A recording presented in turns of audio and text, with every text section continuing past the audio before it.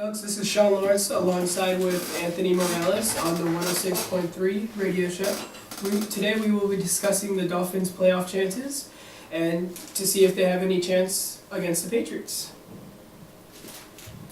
This year, the Miami Dolphins are in prime position to make another playoff run and maybe deeper into the playoffs. Last year, they came off one of their best years in the last decade, going to the playoffs but losing terribly to the Pittsburgh Steelers in the first round. But they've gotten more weapons, and the offseason is coming up. What do you think they'll do? I think that since when they added Lawrence Timmons and Charles Harris, that their run defense is going to get a lot better. And they also added William Hayes from the St. Louis Rams. But I think that last year the key to them losing that game was their run defense, because when Pittsburgh had Le'Veon Bell, he ran for over 200 yards. And when he was running, they were stuffing the box, but then that opened up Antonio Brown. So if they can fix the secondary in the front seven, I think they have a great chance. Do you think Ryan Tannehill will fully recover and be back to his old self and not engage his new offense where he's been able to make quarterbacks come out of nowhere and have outbreak seasons? Ryan Tannehill will be wearing the knee brace all year and probably for the rest of his career on that left knee of his. And I think the key to this Dolphins team is that if the Dolphins offensive line can stay healthy, and that Ryan Tannehill and the rest of them will be good. We have a caller.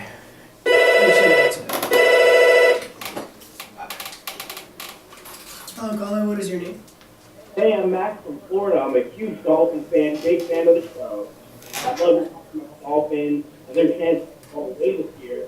But I have to ask about Ryan Tannehill. I know you're just covering him. When he's healthy, he's an average quarterback. A guy that at best will take you to the first round of the playoffs, the wild card spot. But now that he's injured, how is he going to bring us all the way to the Super Bowl? What makes him the man this year? Well, first of all, that's a great question, Max. But when Ryan Tannehill was healthy last year, he really broke out because, as you know, they call Adam Gase the quarterback whisperer, as he was with Jay Cutler in Chicago. But again, going back to the offensive line, if they can keep him healthy, because he's been taking as many sacks as no other quarterback in the NFL, he would do great. But this year, and if he doesn't do well passing the ball, I think he can hand it off to an offensive weapon in Jay Ajayi, who really came off the scenes last year. Do you think Jay Ajayi will keep up the amazing performances he had last year? Is it one and done thing, or is this going to be the whole career?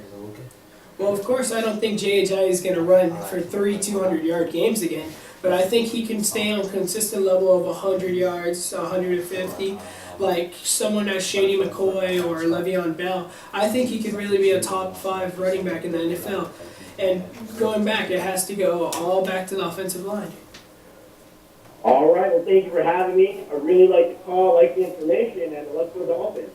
Let's go. Thank you, man.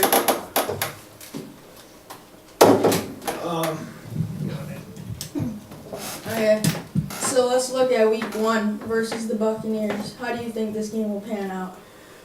Well, the Buccaneers did get O.J. Howard in the draft, who looks like an offensive weapon, Deshaun Jackson, who's going to run right through defenses, and they also got their all-star running back and their all-star wide receiver in Mike Evans and Doug Martin. But I still think that Jameson Winston is going to go through that sophomore slump.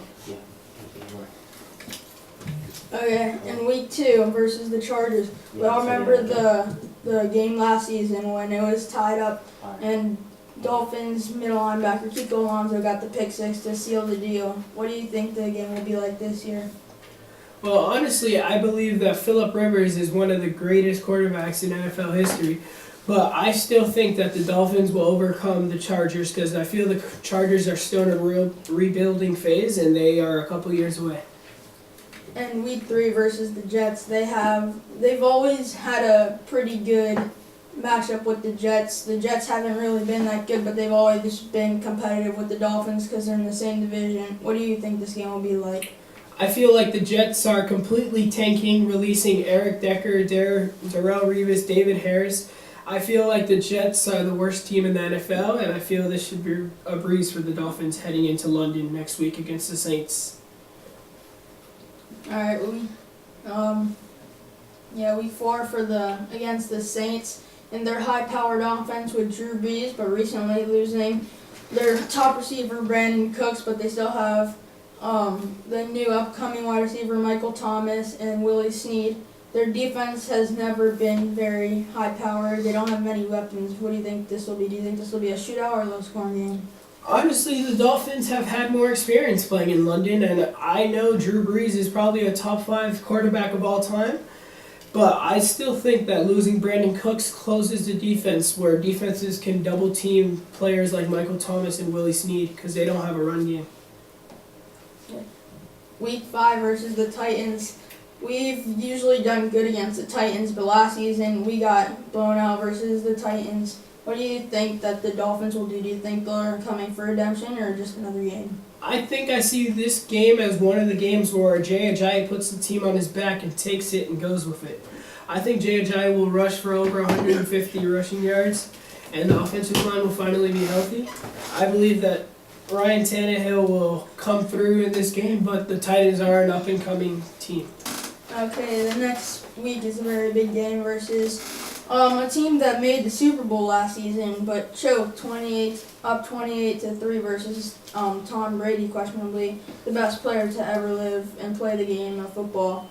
Do you think that the Dolphins will be able to overcome this team, or will their talent be overcome by the heartbreak of the last Super Bowl? Honestly, I feel like the Falcons are really heartbroken, but that might put them... There's either two things that will happen with the Falcons this year. That will mean they will be really hungry to get back to the Super Bowl, or they will really be saddened by the loss of the Super Bowl in such a game. And the next week, the Dolphins play the Jets again. Do you think that they'll be able to sweep them?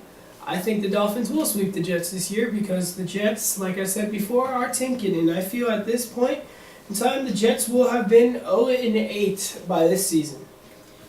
What do you think about the next week's matchup versus the Ravens, where they play a pretty high-powered team, but last season now they're missing Steve Smith Sr., one of the best wide receivers to ever play the game, and last season they lost pretty badly to them.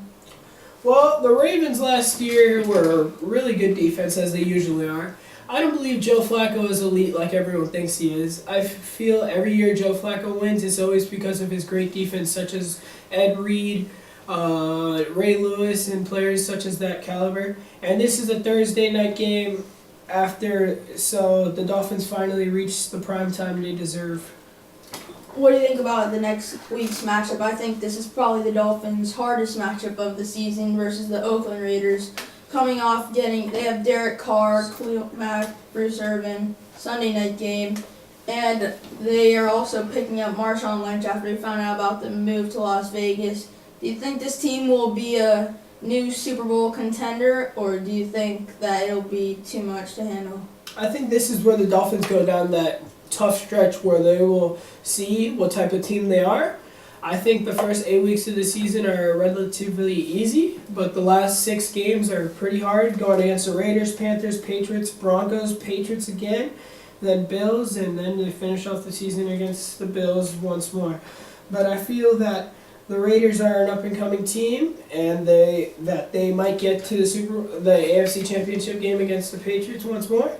But let's see how that game goes. And how about that? 3 straight primetime games with the next week following against the Panthers at 8:30 on a Monday. The Dolphins, I feel like, should see what Cam Newton feels with his throwing surgery on his shoulder. But if Cam Newton's healthy, that should be a hell of a game because Cam Newton is one of the greatest players in the NFL.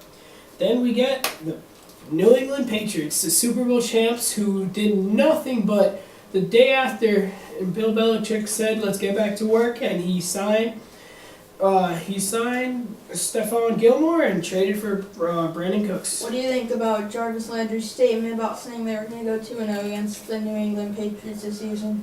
The Dolphins have beaten the Patriots 4 out of the last 5 years in Miami, so I believe that we will take a win there. But I'm not sure about New England because New England has defeated AFC East opponents 50-2 in the last 20 years, I believe, in New England. What do you think about the next matchup in Denver, Colorado, where it's the air, like, it's very hot, like the level, it's very high and it's harder to breathe in their stadium, and it makes it a lot harder for other teams to play.